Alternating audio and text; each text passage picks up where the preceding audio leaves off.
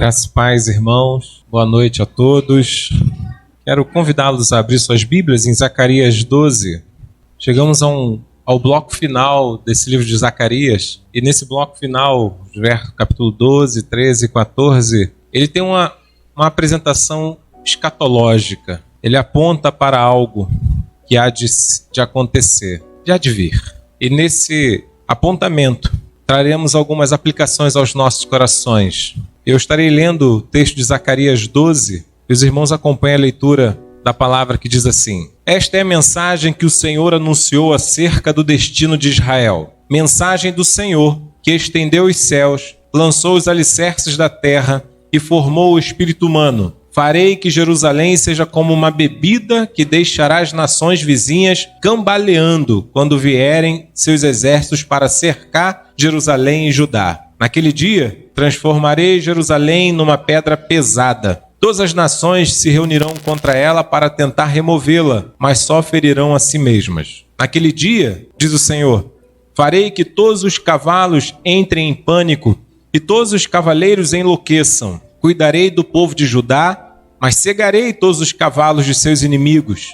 E as famílias de Judá pensarão: os habitantes de Jerusalém encontraram força no Senhor dos exércitos, seu Deus.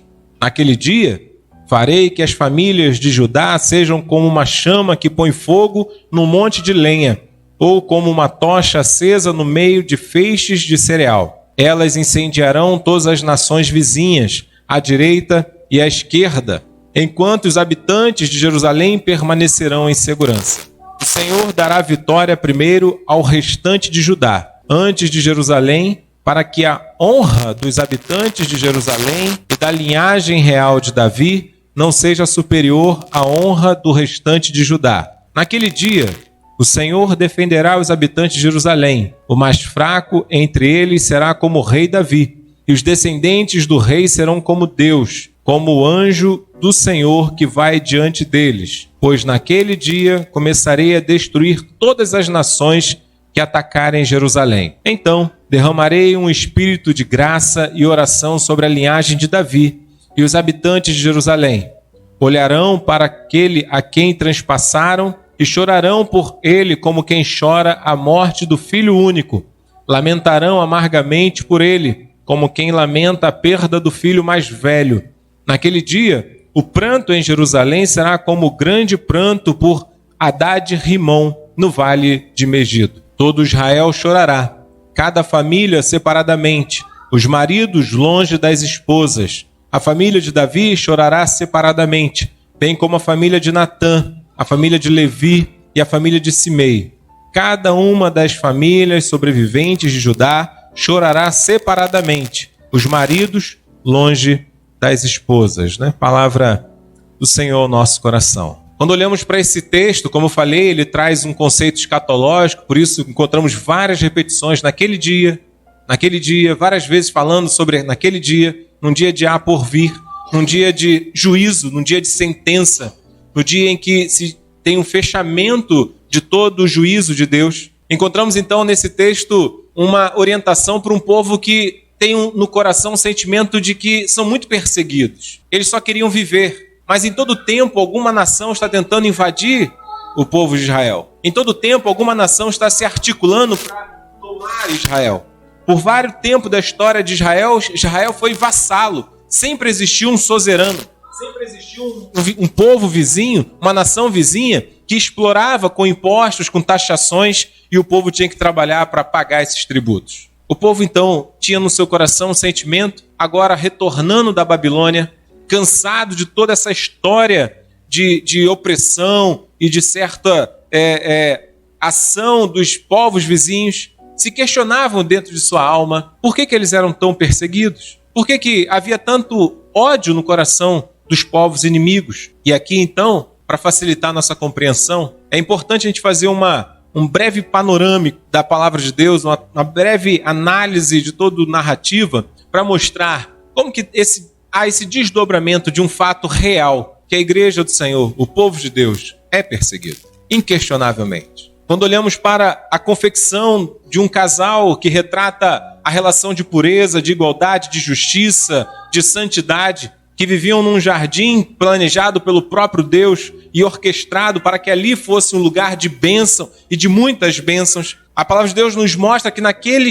exato momento já havia uma ação maligna para de alguma forma corromper essa comunhão, corromper essa beleza, corromper essa santidade, corromper algo tão belo que Deus tinha criado. Vocês conhecem bem a história. Naquele momento o casal se entrega e são destituídos dessa comunhão. São lançados à parte, são afastados dessa comunhão plena com Deus. Passam agora a viver distante de Deus, condenados pelas suas próprias cobiças. Quando então comeram do fruto proibido. E esse fruto que foi apontado e apresentado por aquele que buscava de alguma forma trazer esse sentimento de separação, de anulação de comunhão. Mas é bem verdade que a história nos mostra que a despeito ainda dessa condição humana, a despeito dos homens terem pecado, ainda sendo os homens miseráveis nas suas próprias escolhas, pois escolheram o pecado, o fato é que Deus se move para encontrar o homem e promover junto ao homem uma aliança. E essa aliança é estabelecida. Deus escolhe um povo e diz que esse povo teria o seu nome e que ele seria o Deus desse povo e que andaria com esse povo e traria sobre esse povo uma grande nação e que todas as nações seriam abençoadas por meio dela. O propósito de Deus agora é mover pela sua própria ação, retomar a comunhão e renovar e trazer essa aliança estabelecida, aliança essa marcada. Mas, no entanto, mesmo diante de tamanha aliança e pelo chamado de Deus para viverem como povo, quantas provações e perseguições o povo enfrentou. Em quantos momentos o povo foi provado para que ali, então, mediante as circunstâncias, desse prova da sua confiança e certeza nessa aliança. É bem verdade, todos nós conhecemos essas histórias de como, por vários momentos, o povo... Já vimos, inclusive, nos textos anteriores aqui de Zacarias, Deus mostrando que o povo tinha sido levado para o exílio por causa da incredulidade deles. Porque não creram na aliança. Porque não confiaram no Deus soberano. E por isso, então, eles foram arrancados de suas terras e levados para o exílio. Por causa do pecado deles. O pecado que os afasta de Deus. Essa rebeldia. Rebeldia essa alimentada em grande parte justamente pelas grandes paixões que o mundo nos oferece, pelos deuses pagãos do Antigo Testamento, mencionando justamente a ideia da prosperidade, a ideia da vaidade, a ideia da grandeza, do orgulho, das conquistas, deuses esses estabelecidos pelos países pagãos, pelos povos pagãos, e que em vários momentos penetraram o coração do povo. No deserto, construíram um bezerro, que era um símbolo de um deus pagão. Em vários outros momentos, você vai encontrar o povo estabelecendo altares para os deuses pagãos. Verifique que eles eram seduzidos a também terem prosperidade financeira, a também se estabelecerem na terra, a também vivenciarem a ideia de uma prosperidade cultural e financeira, como observavam em muitos povos vizinhos. E a isso, então, se associavam aos seus deuses. Buscavam também esses deuses. Dentro disso, sendo exortado por Deus por meio de seus profetas, o povo era chamado a confiar somente no Senhor. O povo era exortado a realmente voltar ao primeiro amor, a viverem a aliança, a acreditarem que, independente de estarem num deserto, Deus sempre iria prover, como assim o fez mandando maná, como assim o fez mantendo uma nuvem durante o dia, para que o sol não torrasse e queimasse os irmãos que ali caminhavam naquele deserto. Como durante a noite manteve uma coluna de fogo para que aquecesse as noites frias e o povo pudesse descansar. Como fez brotar água da rocha. Como fez tantos outros milagres para mostrar que no meio da peregrinação, no meio dessa jornada de ser libertado do Egito, de ser libertado da escravidão, até chegar à Terra Santa, até transpor o Jordão, nós passamos por provações, mas Deus sempre está presente, provendo o seu povo, sustentando, dando a eles condições de continuarem. E aí chegamos nesse ponto. O povo se perde mais uma vez, estão estabelecidos, preferem seguir os seus reis, preferem viver atrás dos seus interesses, não dão tanta atenção à palavra de Deus e chegam ao ponto de serem desterrados e levados então para a Babilônia. No entanto, Deus promete que em 70 anos os reuniria novamente. E esses 70 anos estava chegando e Deus já estava trazendo pessoas do exílio, trazendo novamente pessoas que estavam na Babilônia para Jerusalém. Eles começam a reconstruir o templo, eles começam a acreditar na reconstrução do povo, eles acreditam que o imperador né, iria trazer essa reestruturação, e nós vimos isso nos sermões passados, que não era por uma reestruturação engenhosa, né, uma reestruturação por um engenheiro ou por uma reestruturação paisagística de uma obra, de um aqueduto, ou seja qual fosse a proposta do imperador, mas era por uma reestruturação do povo no culto a Deus. Que o povo estava preocupado se conseguiriam construir a muralha, e Deus diz: eu sou a muralha do meu povo, muralha de fogo. Mas o povo queria uma muralha de pedra. Deus vai trazendo o povo de volta, e o povo está com o coração ainda muito incrédulo, não acreditando, não confiando. E o fato é que nessas brechas da incredulidade do povo, encontramos o mundo encontra o espaço para entrar e trazer então toda a podridão, fazendo com que a gente ceda ao pecado e prefira o pecado do que prefira a santidade de Deus. E aí, então Deus traz esse bloco de sermões proferido pelo profeta e que chega ao nosso coração nessa noite, trazendo justamente uma palavra para mostrar ao povo que deveriam confiar nele. Esse texto é um texto de confiança, é um texto de certeza. Deus dizendo ao seu povo: como será? Naquele dia, será assim. Podemos então aqui trazer algumas aplicações e algumas explicações concernente ao que ele está dizendo naquele dia. Há uma coalizão de nações contra a cidade santa. A primeira coisa que o texto nos mostra é que sim, há uma coalizão do mundo contra o povo de Deus. Há uma coalizão, sim, de todas as forças externas para ir contra o povo de Deus. No entanto, aqui Deus traz uma aplicação para que eu e você possamos entender que o povo deve ser purificado, que o povo deve ser, então, santificado. E o povo é purificado e santificado por duas realidades: pela eliminação ou pela conversão. Deus começa mostrando que o livramento passará por isso. Deus vai passar sua peneira no meio do seu povo. Deus vai tirar os incrédulos. Ou ele tira por eliminação ou ele tira por conversão. Isso aqui é fundamental para mim e você entendermos que Deus não brinca com o seu povo, que Deus não brinca com a sua obra, que Deus levantou um povo para ser bênção em meio às nações, para ser realmente uma lamparina em meio a essas trevas, para dissipar as trevas em seu nome, para proclamar as boas novas de salvação. E por isso então ele vai dizer: agora eu vou limpar o meu povo. Chega dos incrédulos. Farei como fiz no passado, onde uma geração inteira perambulou pelo deserto até morrer, para que então a outra geração visse a minha glória, visse o meu poder, contemplasse a minha promessa de entrar na Terra Santa. Deus está mostrando que ele faz sim pessoas passarem, para que então só depois dessas pessoas ele mostre o seu poder. E aí eu e você precisamos parar e pensar se em algumas circunstâncias talvez Deus não esteja nos eliminando, onde já não há alegria no culto, onde talvez você ache um fardo servir a Cristo, onde talvez você só veja os problemas e as circunstâncias, mas não veja o grande Deus que você serve. Talvez você já esteja eliminado, talvez você já não tenha mais graça no Evangelho, talvez você não sinta a paixão de ver homens e mulheres se quebrantando ao Cristo vivo. Talvez Deus esteja fazendo você passar. Verifique que isso pode acontecer, e Deus está dizendo isso. Naquele dia, diz ele, os que não morrerem chorarão. Fala de uma perda, pois para nós é triste ver irmãos que começaram conosco, mas que pelo caminho ficam frios, desanimam, abandonam a fé, ou então às vezes caminham, mas caminham sem realmente ter o coração na obra, sem realmente amar o reino de Deus, sem realmente clamar Abba Pai, sem realmente vivenciar a maravilha de adorar a Deus em espírito e em verdade. Deus diz ao seu povo: eu vou limpar o meu povo, eu vou eliminar esses que não querem nada, só querem um rótulo, só querem ser identificados como membro da igreja, mas não querem ser a igreja e servir ao Senhor dela. Verifique que um dos meios de Deus purificar a sua igreja é pela eliminação, seja com a morte súbita, ou seja pelo simples fato de você caminhar, mas não contemplar as promessas de Deus. Caminhar até morrer, sem ver o que Deus realmente tem preparado. Mas há uma segunda forma de Deus purificar o seu povo. Olha como Deus é misericordioso e gracioso. Um Deus que apresenta a ideia, justamente o fato de que ele, como santo, não pode ser conivente com o pecado.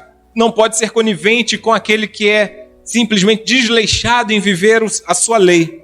Ele diz, sim, também santifico o meu povo, trazendo conversões, quebrantando corações, tirando o coração de pedra e colocando um coração de carne, fazendo então com que agora, desafiados e despertados e transformados e convertidos pela ação do Santo Espírito de Deus, possam viver plenamente confiando nas promessas do Senhor. Deus estava falando de conversão no meio do seu povo. Pessoas que eram circuncidadas, pessoas que tinham o selo da aliança, pessoas que tinham tradição na fé, pessoas que eram reconhecidas por serem, assim, por gerações e gerações, pessoas crentes. E Deus está dizendo, vocês precisam se converter, e eu vou fazer isso.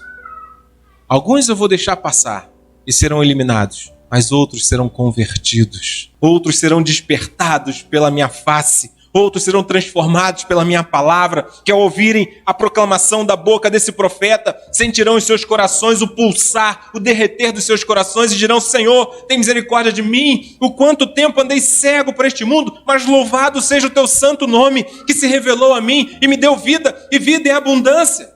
Deus está falando então que Ele vai purificar o seu povo pela conversão. Pessoas que às vezes estão na igreja há anos e anos, mas não conhecem o Senhor da igreja. Que talvez diga o nome dEle, que talvez faça orações, que talvez até conheça o texto sagrado, mas na verdade isso nunca foi real na sua alma. Sempre dividiu a sua vida com o mundo. Sempre gostou de se ajoelhar para os prazeres do mundo. Sempre buscou a viver as concupiscências da carne. Mas nessa noite o Senhor diz para nós, creia em mim, confia em mim, e vocês verão grandiosas obras. Vocês verão o meu reino. E é isso que ele diz, naquele dia, vocês verão o que eu vos prometo agora. Creiam, acreditem. Essa segunda forma de Deus purificar o seu povo é pela conversão. A conversão. Verifique então que um dos atos que Deus mostra nesse texto é justamente a purificação do seu povo. Uma outra relação importante que Deus coloca é uma imagem que ele diz que o seu povo é como uma taça de vinho em suas mãos. Verifique que Deus olha para o seu povo e nos vê como uma taça cheia, uma imagem daquele que degusta, daquele que se alegra e celebra, como aquele que tem a taça cheia em suas mãos. Mas essa taça cheia é vista pelos povos inimigos como algo que os inspira a querer tomar de qualquer jeito essa taça, que os inspira a querer de qualquer forma beber esse vinho, embriagar-se desse vinho.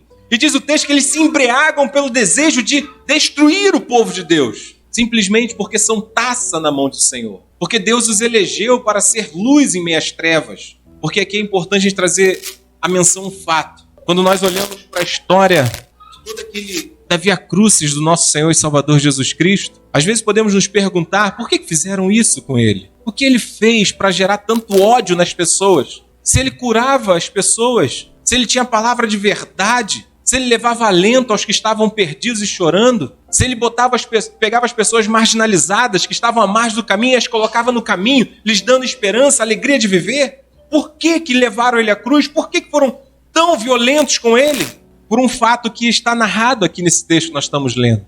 Porque ser bênção é viver a vida em liberdade. Cristo é levado à cruz e torturado até a morte, não porque pregava o amor, mas é porque o amor que ele pregava, o reino que ele pregava, libertava as pessoas da escravidão, libertava as pessoas da opressão, libertava as pessoas de serem manipuladas pelos poderosos e por isso então quebrava os esquemas dos corruptos, dos violentos, dos abusadores.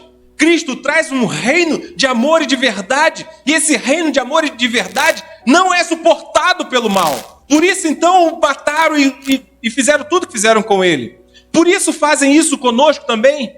Por isso que ele registra lá em Apocalipse que após a mulher parir, a criança vai aos céus e os descendentes da mulher são perseguidos pelos dragões. Está lá em Apocalipse 12. A imagem de que eu e você sofremos as perseguições desse mal, que não quer que a gente brilhe em meias trevas, que não quer que a gente seja esperança para os que estão perdidos, que não quer que a gente leve liberdade aos cativos, que não quer que a gente tire as escamas dos olhos dos que estão cegos para verem a podridão que é este mundo e que só há caminho de vida e salvação em Cristo Jesus. Eles não querem que a gente faça isso. Isso não é de hoje. Isso já vem daqui. E Deus está dizendo, eles querem derrubar vocês porque eu vos escolhi para serem meus. Eles querem matar vocês porque eu vos santifiquei, porque eu tornei vocês bênção, porque eu fiz com que vocês que eram maldição agora se tornassem bênção, e que agora vocês saem pelas nações abençoando, libertando, levando vida e proclamando a paz que só o Senhor Jesus pode dar. É óbvio que o mundo não vai gostar de você, mas é maravilhoso olhar que Deus nos tem como uma taça cheia em suas mãos. Essa imagem nos remonta à ideia de uma relação, de uma profundidade, de uma intimidade, de um saborear de Deus com as nossas vidas. agora por nos trazer a conversão, por nos transformar, por nos fazer nascer de novo e por nos dar uma vida nova em Cristo, agora eu e você podemos viver para a honra e glória dele. Podemos agora em Cristo Jesus frutificar para a sua glória. Podemos deixar o velho homem para trás e experimentar agora tudo que o Senhor nos dá de novo. E vivermos agora em novidade de vida. Experimentarmos aquilo que para Nicodemos foi tão complexo de compreender. Nascer de novo. Algo que só Deus pode dar. E Deus diz, eu vou dar essa nova vida a vocês. Eu vos escolhi, vocês têm agora uma nova vida. E eu quero que agora aqueles que, impactados pela minha palavra, transformados pela mensagem proclamada, aqueles que se veem com o coração quebrantado, que agora vivam para a minha glória. Que vivam agora abençoando este mundo. Fazendo aquilo que o próprio Cristo nos desafiou. Sede meus imitadores, aprendei comigo, que sou manso e humilde de coração, amando a Deus sobre todas as coisas e ao próximo como a ti mesmo. Verifique o desafio para mim e para você de sermos bênção nesse mundo de injustiça, nesse mundo de vaidade, nesse mundo de orgulhos, nesse mundo onde as pessoas subjugam as outras. Eu e você fomos chamados para quebrar todas essas cadeias. E o mundo nunca vai te aceitar. O inimigo nunca vai permitir que você passe por isso sem ser provado. Mas olha o que Deus diz, que diante desse fato, deixamos para o mundo nos olha e nos vê como uma pedra. É o que ele coloca aqui, é uma pedra no caminho. Essa igreja quebra os esquemas, essa igreja expõe a nossa podridão. Esse povo proclama uma verdade que faz com que as pessoas parem de ser manipuladas por nós e passem a viver agora valores que são eternos e não valores efêmeros e não valores passageiros. Deixam de ser hedonistas, deixam de buscar o prazer a qualquer custo e passam a viver uma vida de eternidade, onde os princípios e os valores da lei de Deus passam a ser essenciais e fundamentais. Já não é mais as curtidas do Instagram, já não é mais a ideia de ter bens acima de todas as coisas, já não é mais a ideia de ter o controle da vida em suas mãos. Agora essas pessoas vivem debaixo de uma lei, de algo transcendente, do qual nós não podemos interferir. Olha que grande maravilha Deus está fazendo. Deus nos tirou do lamaçal do pecado. Deus nos tirou de vivermos debaixo do domínio dessa potestade do mal, para que agora eu e você fôssemos livres, e livres em Cristo, pudéssemos viver para a honra e glória dele. No entanto, ele diz, mas o mundo olha para vocês e os vê como uma pedra a ser removida, uma pedra que precisa ser tirada. E é o que ele coloca aqui. E nesse aspecto, quando nós somos vistos como uma pedra, o que eles vão fazer é tentar, com marretas, com ferramentas, dar golpes e mais golpes para ferir essa pedra, para quebrar essa pedra, para poder remover essa pedra, remover o povo de Deus, remover a lei de Deus, remover a palavra de Deus, remover a família de Deus, remover a igreja do Senhor, remover de todas as formas qualquer coisa que signifique aliança de Deus com o povo. É isso que o inimigo quer fazer, remover a qualquer custo. Mas aqui vem a grande maravilha desse Deus poderoso, que ele vai mostrar nessa palavra para o seu povo que estava assim, mas é difícil viver enquanto todos querem bater na gente, quando todos querem nos explorar, quando todos querem de alguma forma nos taxar, é difícil viver assim, Senhor. E Deus diz para eles vos veem como pedra, e quanto mais eles tentarem remover essa pedra, eles serão feridos ao tentarem quebrar a pedra e morrerão. Tentando quebrar a pedra, vão se machucar e vão morrer, por um fator, Augusto, maravilhoso. Porque a igreja de Cristo está alicerçada na rocha, que é Cristo Jesus. Porque eles caem diante da cruz de Cristo. Porque eles caem diante do poder do nosso Senhor e Salvador Jesus Cristo. Porque eles não conseguem quebrar essa pedra angular, que é a base de toda a nossa vida, de toda a igreja, de toda a aliança. É a base da nossa consagração. Pois nós fomos salvos não porque chegamos a Deus por algum motivo ou porque somos bons, fomos salvos pelo ato gracioso de Cristo e agora garantidos pelo sangue de Cristo, nós somos salvos para sempre.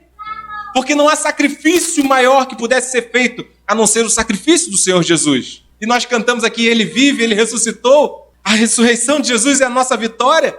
E porque Ele vive, eu sei que eu também vivo. Porque Ele vive, eu sei que o inimigo já está derrotado. Porque Ele vive, eu sei que eu posso proclamar. E ainda que o mundo todo se levante contra mim ou contra vocês, nós sabemos que em Cristo Jesus já somos mais vitoriosos. Que Ele é a pedra angular, Ele é a rocha onde nós estamos alicerçados. E o mundo não consegue destruir essa rocha. Como Paulo cantava com a igreja antiga, quem nos separará do amor de Deus que está em Cristo Jesus? Fome, perigo, espada, perseguição. E ele vai elencando todas as circunstâncias da vida. Quem nos separará? Quem pode separar esse amor? Quem pode romper essa aliança? Quem pode quebrar essa rocha? E aí Paulo encerra o hino.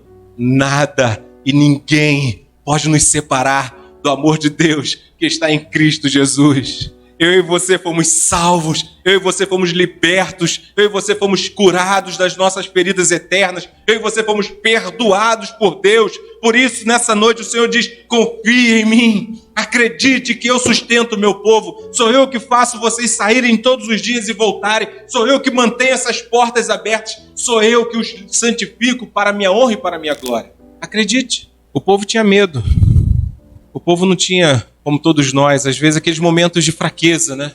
Tá difícil, Senhor. Recomeçar de novo.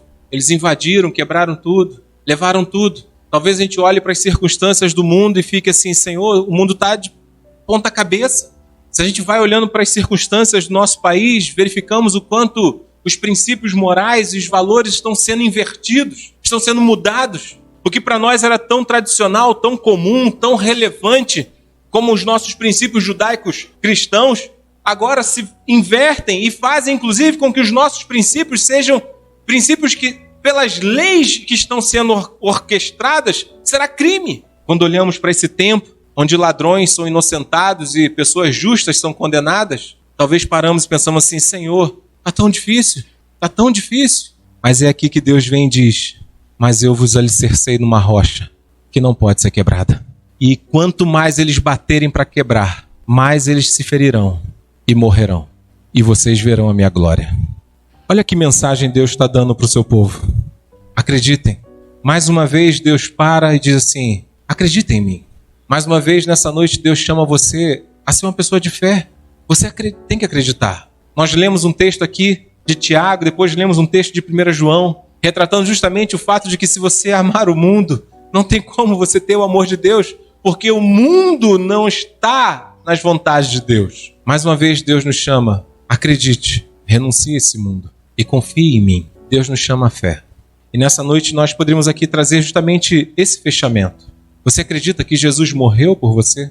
Você acredita que você precisava sim, porque como pecador, você entendia que reconhece que como miserável, como poderia de alguma forma alcançar a perfeição e a santificação, senão pelo mérito daquele que se fez perfeito e justo em nosso lugar, Cristo Jesus. Você acredita que o ato dele de ir à cruz e sangrar até a morte e que pelo seu sangue os seus pecados foram perdoados?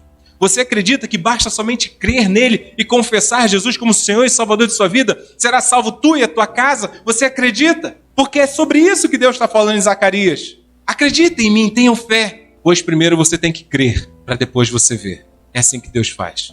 E nessa noite Deus te chama, acredita em mim. Não importa como você veja o mundo, não importa como o mundo está, Deus nessa noite diz, acredite em mim, e eu farei de você luz em meias trevas, e eu farei de você bênção em meias nações, e eu farei fluir rios de água viva de você. É só crer em Jesus Cristo e confiar nele. Essa é a palavra de esperança que Deus diz naquele dia, vocês verão, mas acreditem hoje. Creia.